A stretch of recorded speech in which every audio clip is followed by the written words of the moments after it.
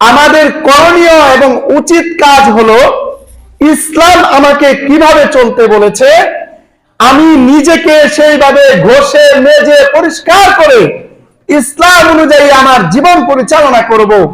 কিন্তু হচ্ছে বিপরীত, বরং আমি নিজেকে ঘষে মেজে পরিষ্কার না করে বরং ইসলামকে কিভাবে ঘষে মেজে কাটছাঁট করে মডারেট হতে পারি, মডারেট ইসলাম পালন করতে পারি, সেই ব্যাপারেই আমরা কাজ করে যাচ্ছি। কথা ঠিক কিনা? এটা আমরা অনেকেই জানি, আবার অনেকেই জানি না, বা জানার প্রয়োজনীয়তা অনুভব করি না। হযরত উসমান রাদিয়াল্লাহু তাআলা আনহু থেকে বর্ণিত হাদিস, তিনি বলেন, নবী করিম সাল্লাল্লাহু আলাইহি ওয়াসাল্লাম বলেছেন, শাবানু শাহরি ওয়া রমাদানু শাহরুল্লাহ। আল্লাহ রাসূল সাল্লাল্লাহু আলাইহি ওয়াসাল্লাম বলেন যে শাবান মাস হলো আমার মাস, আর রমজান মাস হলো আল্লাহ তাআলার মাস। সুবহানাল্লাহ। নবী করিম সাল্লাল্লাহু আলাইহি ওয়াসাল্লাম উদাহরণ দিলেন, রজব মাসের ফজিলত, রজব মাসের মর্যাদা আল্লাহ তাআলার কাছে এমন, সমস্ত কিতাবের উপরে কুরআনের মর্যাদা যেমন। সুবহানাল্লাহ। তারপরে নবীজি বলেন শাবান মাসের মর্যাদা এমন, সমস্ত নবীদের উপরে আমি নবী মুহাম্মদ সাল্লাল্লাহু আলাইহি ওয়াসাল্লামের মর্যাদা যেমন। সুবহানাল্লাহ। মাহে রমজানের মর্যাদা এমন, সমস্ত মাখলুকাতের চাইতে আল্লাহ তাআলার মর্যাদা যেমন। সুবহানাল্লাহ। তাহলে পরপর এই তিনটি মাসের মর্যাদা এবং গুরুত্ব আমরা অনুধাবন করতে পারলাম। তো শাবান মাস আসলে পরে আমাদের দেশে বিভিন্ন অঞ্চলে, আপনাদের এই এলাকায় আমি দেখি নাই এখনো পর্যন্ত, বা শুনি নাই, যতটুকু শুনেছি ভালোই শুনেছি আলহামদুলিল্লাহ, কিন্তু শহর বন্দরে এবং মিডিয়ার বরকতে আমরা ঘরে বসেও এমন অনেক নিউজ পাই, এমন অনেক বিভ্রান্তকর বিষয়গুলো জানতে পারি, যেগুলো জানার পরে মনে হয় আমাদের ইমাম সঠিক বলল নাকি মিডিয়াতে যা শুনলাম তাই সঠিক হলো। তো এই শাবান মাস এবং রজব মাস যখন আগত হয়, রজবের আলোচনা শুরুতে বলেছিলাম যে আমাদের দেশে বিভিন্ন মাজারগুলোতে লাল শালু টানানো হয়, ডেকচি লাগানো হয়, চাল ধান থেকে নিয়ে ডিম গরু থেকে নিয়ে সমস্ত কিছু কালেকশন করে মাজারে সেগুলো সিন্নি বানিয়ে খাওয়া হয়। ঢোল তবলা সহ বাউল গান থেকে নিয়ে যত রকমের অশ্লীলতা আছে এই রজব মাস শাবান মাসে বিভিন্ন জায়গায় করা হয়। একদিকে যেমন ওয়াজ মাহফিল চলে শীতকালে, আরেকদিকে শুরু হয় বিভিন্ন যাত্রাপালা সহ গান বাদ্য ইত্যাদি। তো যাই হোক, বিষয় সেটা ভিন্ন। যেহেতু আমলের বিষয়, আমরা সকলে অবগত আছি ইসলামের যে কোনো হুকুম আহকাম পালন করতে হলে আমাকে দেখতে হবে সেই হুকুমটা কুরআন এবং সুন্নায় আছে কি নাই। যদি থাকে আমি সেই আমল করতে পারবো, আর যদি না থাকে তাহলে সেই আমল করার কোনো সুযোগ আমার নাই। এই জন্য ব্যক্তি কোনো দলিল হতে পারে না, বরং দলিল হলো কুরআন এবং সুন্নাহ। কোন শহর দলিল হতে পারে না, দলিল হলো কুরআন এবং সুন্নাহ। কোন আলেম দলিল হতে পারে না, দলিল হলো কুরআন সুন্নাহ। হ্যাঁ, আলেম যদি কুরআন এবং সুন্নাহ অনুযায়ী কথা বলেন, আমল করেন, বাহ্যিকভাবে তার কথার সাথে তার আমলের সাথে কোনো মত পার্থক্য না থাকে, মতবিরোধ না থাকে, সব বিরোধিতা যদি না থাকে, তাহলে সেই আলেমের কথাগুলো দলিল হবে। তো যাই হোক, বলতেছিলাম শাবান মাস অত্যন্ত ফজিলতপূর্ণ মাস, কিন্তু এই মাসে অনেক মানুষ আছে ইসলামকে বিভ্রান্তির বেড়াজালে আবদ্ধ করে ফেলেছি। আমরা জানি ইসলাম এবং মুসলমানের বর্তমান যে বিশ্বের যে অবস্থা পরিস্থিতি, ইসলাম এবং মুসলমান উভয়টাই নির্যাতিত, মাজলুম। মুসলমানদের উপরে নির্যাতন করে হলো বিধর্মী কাফের মুশরিকেরা, আর ইসলামের উপরে নির্যাতন করে হলো নামধারী কিছু মুনাফিক মার্কা মুমিন মুসলমানরা। আপনারা দেখবেন ইসলামের হুকুম আহকাম গুলো নিয়ে যারা বাড়াবাড়ি করে, অতি রঞ্জিত করে, যেমন মাজারে সাজদা করে, কবরে সাজদা করে, এমনি ভাবে গান বাদ্যকেও হালাল বলে চালিয়ে দেয়, বাউল গানকেও হালাল বলে চালিয়ে দেয়, এই কাজগুলো কিন্তু কোনো মুশরিক করে না, বরং মুসলমান নামধারী ব্যক্তিরাই করে থাকে। কথা ঠিক কিনা? তাহলে ইসলামের উপরে আক্রমণ করে হলো নামধারী মুমিনরা, আর মুসলমানের উপরে আক্রমণ করে হলো কাফের বেঈমান মুশরিকেরা। গোটা পৃথিবীতে আমরা সেটাই দেখতে পাচ্ছি।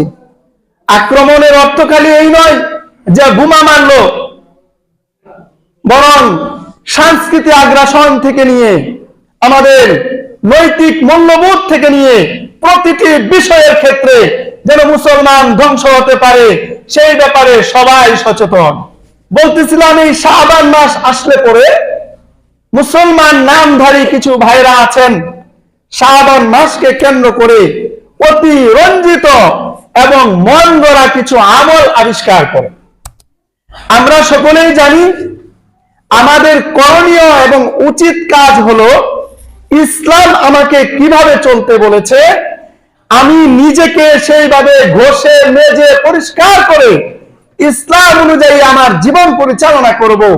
কিন্তু হচ্ছে বিপরীত, বরং আমি নিজেকে ঘষে মেজে পরিষ্কার না করে বরং ইসলামকে কিভাবে ঘষে মেজে কাটছাঁট করে মডারেট হতে পারি, মডারেট ইসলাম পালন করতে পারি, সেই ব্যাপারেই আমরা কাজ করে যাচ্ছি। কথা ঠিক কিনা? এই কাজটা সাধারণ মানুষ করছে, ইংরেজি শিক্ষিত ব্যক্তিরা করছে, বিষয়টা কিন্তু এমন নয়। বরং আমার মতো অনেক টুপিওয়ালা দাড়িওয়ালারাই ইসলামকে কিভাবে কাটছাঁট করা যেতে পারে, কিভাবে আমলকে সংকীর্ণ করে দেওয়া যেতে পারে, তারাই এই কাজগুলো করে যাচ্ছে। এই জন্য হক্কানি উলামা একরাম বলেন যে আপনি দিন কার থেকে শিখছেন, কার কথা মতো আপনি দিনের হুকুমগুলো পালন করছেন, আপনি সেই ব্যক্তিকে যাচাই বাছাই করতে হবে। আপনি চিনেন না, জানেন না, একজনের কথা শুনলেন আর তার কথার উপরে আমল করা শুরু করে দিলেন, এটা হতে পারে না। বরং তার ব্যাকগ্রাউন্ড, তার শিক্ষা, তার উস্তাদ কারা, সে কোন অবস্থায় চলে, তার আকীদা বিশ্বাস কি, যাবতীয় বিষয় যাচাই করে আপনার শরীয়তের পথে তার হুকুম মানতে হবে। মুহতারাম হাজিরিন, কেন এই কথা বললাম? আসুন দুইটা ছোট্ট উদাহরণ দিই। উদাহরণ যদি কারো সাথে মিলে যায় আল্লাহর রাস্তায় রাগ করবেন না, আর রাগ করলেও বাবা আমার কিছু করার নাই, কুরআন সুন্নাহর কথা তো আমাকে বলতেই হবে। এই দেশের ইসলামিক একটি দল আছে, আমি নাম বলবো না, আপনারা বুঝে নিবেন। তারা নিজেদেরকে মডারেট ইসলাম বানাতে গিয়ে নবী করিম সাল্লাল্লাহু আলাইহি ওয়াসাল্লামের অত্যন্ত গুরুত্বপূর্ণ একটি সুন্নাহ, সেটা হলো দাড়ি রাখা। এমন কোন আলেম নাই সে বলতে পারবে যে দাড়ি কাটলে, ছাটলে বা চাচলে কবিরা গুনাহ হয় না, এমন কোন হাদিস কেউ দেখাতে পারবে না। দাড়ি ছোট করে রাখেন অথবা আপনি একেবারে ক্লিন শেভ করেন, 24 ঘন্টা কবিরা গুনাহ হবে। সমস্ত উলামা ইকরাম এবং সমস্ত মাযহাবের মতামত হলো এটি। অতি সংক্ষেপে বলছি, যদি আপনি সরাসরি রাসূলের কথা অনুযায়ী আপনি আমল করতে চান দাড়ির বিষয়ে, দাড়িকে ছেড়ে দাও, দাড়িকে ধরার কোনো সুযোগ নাই, অনুমতি নাই। আর যদি আপনি সাহাবা ইকরামকে মডেল হিসাবে নেন, তাহলে সাহাবা ইকরাম আমল করেছেন, তারা এক মুষ্টি এইভাবে ধরে এক মুষ্টির পরে অতিরিক্ত যা হয়েছে কেটেছেন। এক মুষ্টির কম যদি কেউ দাড়ি কাটে বা ছাটে বা ক্লিন শেভ করে, তাহলে তার এই দাড়ি রাখাটা আপনার সুন্নাহ হবে না, এটা স্টাইল বা মডেল হতে পারে। তো বলতেছিলাম,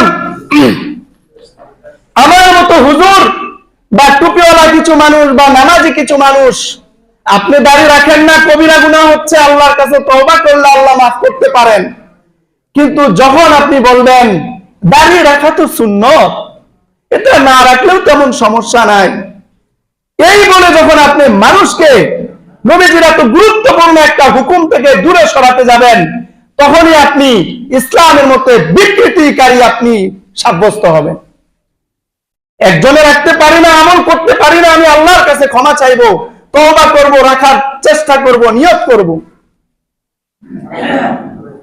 আরেকটি বিষয় বলি, আপনারা মিডিয়াতে ঘাটলে পেয়ে যাবেন, অনেক সময় আমাদের নামাজ কাজা হয় কিনা, নামাজ ছুটে যায়, ব্যস্ততার কারণে, ঘুমের কারণে, যে কোনো কারণে ছুটে যেতে পারে। আমাদের নবীজিও যখন বনি মুস্তালিকার যুদ্ধে গিয়েছিলেন, নামাজ ছুটে গিয়েছিল, কাজা হয়েছে। খন্দকের যুদ্ধে নবীজির নামাজ কাজা হয়েছে, পরে তিনি পরবর্তী সময়ে নামাজ জামাতে আজান দিয়ে আবারও আদায় করেছেন। তো আমরা কি জানি, নামাজ যদি কাজা হয়ে যায় তাহলে সেটা আবার আদায় করতে হয়। 10 বছর পরে হলেও সেটা জিম্মাদারি থাকবে।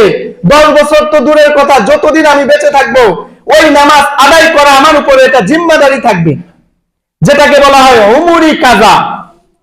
এই উমরি কাজা নামাজের ব্যাপারে উলামা একরাম আমরা বলে থাকি যে একজন মানুষ 20 বছর 30 বছর হয়েছে তিনি নামাজ পড়ে নাই, এখন নতুন করে সে নিয়মিত নামাজ ধরেছে, আমরা তাদেরকে নসিহত করি যে ভাই, আপনি বর্তমান নামাজের পরে বা আগে আপনি অতীতের নামাজগুলো কাজা করতে থাকেন।